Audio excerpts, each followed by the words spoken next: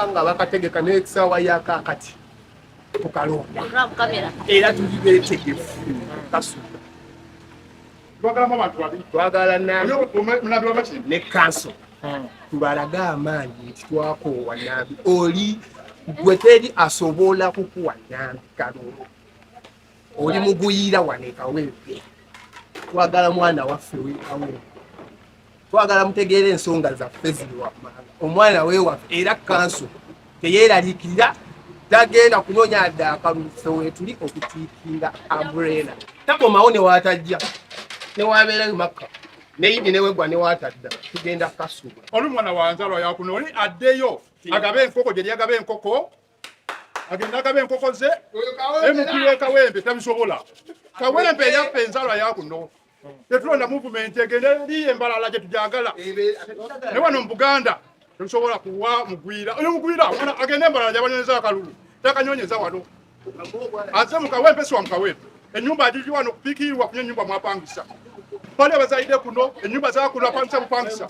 tetusobola kumuwa akalulu kaluka nalukoola wakomera b'emaka akalu kawedde ne baba bagenda kwongerako abaana bamuno ffe tuzambala bambaziza ebintu bakoze batya batwetondera abaana ne bakoma ne batwetondera babaleeta mu nsobi naye kati twasazeewo n'abaana bebakozesa tuli nabo oba kulwana oba kuba mwala oba kwetta tugenda kulonda akalulu enkoko zigenda kulonda ku luno kubanga tutandise okujonda akamuntu bupya abatalonda bagenda kulonda nalukoola alina okutayeraliikirira tugenda kumuwa akalulu n'enkoko zigenda kulonda n'embuzi zigenda kulonda ngente bwe zilonda embalala naffe kalondesewa n'enkoko koti yasazeewo okwekubisa n'ogwana wali n'oseka n'okola kubanga ebintu byeraga lwatu ekibu kyenakyona kyakolebwa n'abakenyala embegeri bakkiriza nga bagamba nalukoola mutuufu abasajja bakubye abantu ab'emiggo ekyamazima nalukoola yatuwangudde naye abasirikale be batuwanguza kubanga ekikubye abantu emiggo omuntu agenze okwewandisa kiki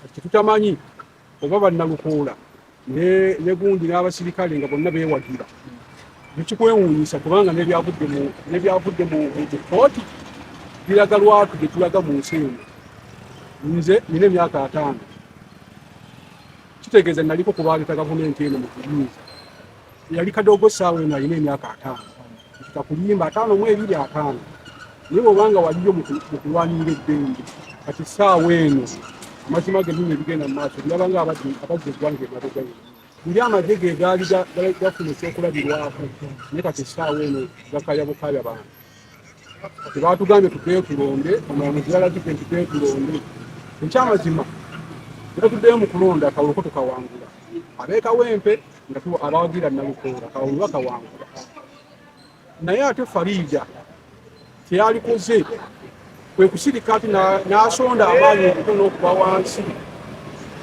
ng'ajja agenda mu bantu nga nalukoola bwali ng'ajja mu bantu ne basobola omuwa akalulu mulungi omulala ekisooka Farida tabadde ku si muzaale waku bamuleeta bulensi namugamba gwenya okuba Kawempe ekikyamu kuno tulina abalonzi baako era tulina abantu baako abasobola okulya akalunga ba NRM naye ku Farida tewabadde kuvuganya kw'amaanyi abantu bakiraba lwatu nti buli muntu alina okuwa akalulu nalukoola kubanga omuntu gwe bagenda okuwa akalulu si mutuuze yazze buki n'agamba kannewaŋŋamyeko wano nze naalibadde mpa amagezi nti amazima gennyini tutona ssente ya musolo tulinde akalulu akaddako nalukoola asirike ng'era batumaze ebbanga tulina memba wa paliamenti ne kusaakali tubeere bwe tutyo paka okulonda kunaatuuka kubanga era tugenda kulonda ssente wa musolo nze zinnuma kuba nange empaayo siwagira kuddamu kulonda akalulu bakaleke nalukoola abeerewo tuddemu kulondemu akabujja naye ng'ekyamazima NRM ndiwa amagezi omuntu gwe baleeta okulonda okuteekawo mu kifo kino si ye yalisaanidde abantu ne bali muno aba NRM ng'asobola okulya akalulu tere naye omuntu okukatikako abantu bati bamwagala abamu mwe balinga babagala banga ba NRM nga bamwagala naye abantu bonna ne ba NRM bagamba mutuufu omusaliza basalibwa buzi akalulu twandyagadde okukadda singa kabeera nga kamazima na bwenkanya naye bwe kaba nga si kamazima na bwenkanya awo bisigalirewo naye nga twandyagadde akalulu tukaddemu mazima na bwenkanya era tulabire eddala bw'abanga oli agamba yeyawangula abalonzi banaamuwa naye bwe kinaabanga ddala Nalukola yawangula of course ajja kubanga yadda mu kikooti. Embeera n'ebyaliwo byo bibadde bisuubirwa, tewali kipya. Waliwo ekintu gy'otunulira ng'olaba kino kyekisuubirwa okubeerawo. Kati embeera eyaliwo twali tugisuubira nti ejja kubeerawo. Bw'ate obaleeta emmamba nga tetuli Somalia oba Sudan, oba osuubira bajja kuba abantu mibi. Ate ze embeera kati zo twali tuzisuubira, ne kaka tusuubira okuba nga ate zijja kusingawo kubanga abantu be bamu. Naye ng'ate kyandibadde kisinga okuba ekirungi okubanga abantu balondera mirembe. Oba osaddewo kalule kakabire ka mirembe na bwenkanya. Obanga si mirembe na bwenkanya kajjirewo ddala kiba kisinga kubanga twagala ggwanga litambula. Ensimbi y'omusolo egenda nnyo kubanga abagikwata si be bazikola. Bw'oba osaasanya kyotakuŋŋaanyiza tekikuluma, naye bw'obanga bw'okikoze then n'ensaasanya yakyo okikola kyokikendeeza. Mutuuze munaffe owaawo atuulawo. Oyinza okumbulira nti atuula wano Nalukola kitaawe tumumanyi wali wansi ate asomedde Kawempe Mozirimu waawa. Ne bonna banne bwe baali beesimbye nabo tubaawuga n'omanya. Kati ono mpozi buli kalulu alina wapangisa ekyo kituufu. Bwe kibanga bwe kityo nze simumanyi ayita wano oba ayitawo oba tayitawo simumanyi. Naye ng'ate kyandibadde kya nsonga nnyo ffe ne tumumanya nannyo kubanga bw'aba bagamba asula bwali emmanyi naye ng'ate ffe tetumulaba tatubuuza nabo. Naye ekikulu kya byonna twagala kalulu ka mazima na bwenkanya. Nondera omubaka bwe yalondera Nalukola Lwimbazi. Nkuze naye ku kyalo kuno naye ekyavudde mu kooti kyenyamiza era kikuba enkikwe nti gavumenti eno tekyakkiririza mu nkola y'abantu kwesalirawo kiki kye baagala. Ogamba otya omuntu gwe batusibako obusibi bwe tutamanyi na gye yava ojja ogambe ti nno obululu tebwali bwa mazima na bwenkanya tetwalonda nga jjaati zayitanga kuno ne gye bayita Mbogololo. Jjaati zayitanga kuno nga zikuba abantu emiggo Nalukola yabireeta ne bapangisa bbalamu yennyini obalugahali najja okubeera nga batankalanya akalulu k'ewambugira Nalukola yabikola. So nno ffe nga bannakawempe tuli banyiivu nnyo tetuli basanyufu era tuwakanya n'essekuwakanya ensala ya kkooti. Naye bagamba tino kagenda kubeerawo nkya luli nagenda ssaawa 11 naye ku luno ngendayo ssaawa 8 mbeerirewo ddala ku makya ssaawa 8 tubeere nga twetegereza akalulu wano. Twakeera ku kalulu ne tubeerawo ne tulonda akalulu mu mazima n'obwenkanya naye n'otugamba simanya ti nno akalulu tebalonda. Eno Kawempe eyinako abaana abaayo. Nalukola azaalibwa kuno ku kyalo wano we tuyimiridde wano mu Kirokole. Kitaawe azaalibwa kuno. Nambye wammwe bwa lwaki weesiba ku bannakawempe?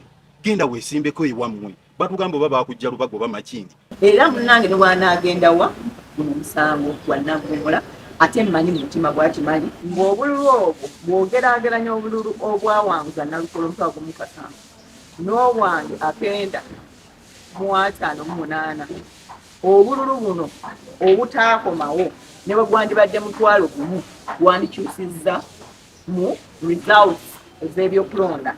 Kati gano mateeka that ekyo kyokka mu mateeka Electoral Commission eba erina okusala amagezi olw'okuba bo bakola nga balina ne supplementary budget oba budget esukkulira budget gyebandikozesezza mu kulonda eba erina okuddamu okutegeka awo era nze nali omutuufu ow'okuloopa omusango ogwo kozza nawangula mu bannange bonna wali bo balina obululu butono. So ng'ekyo kino ekyomusango guno tekisobola kukola ki basindikisa musango naye olw'okuba obululu bwange bwali bwetaagako obululu 8 kati bw'obutakunyawo obululu obwo ate n'olangirira omuwanguzi oba omenye eteeka ya parliamentary elections. Era nze ekyo bwe baatindaga because it was a matter of law nga kyabula amateeka si kyakujingirira. Kati nze buli we nawuliranga munnange nga ngamba baseless frivolous nga ngamba ebigambo ebyo ate nga ye munnamateeka nga mubatukozeezo binganzirayo mu balooya banaye mwetegereze omusajja yatugambye baseless mulabe oba waliyo ekya baseless nga bankakaza nga baŋŋamba because ebyamateeka bakugirayo ne judgments ezayitamu edda ne bakulaga nti ono yalina polling station 5 zibatakunyayo ne basazaamu obuki. Kale bannange neetegereza ekyo kye njagala mutegeere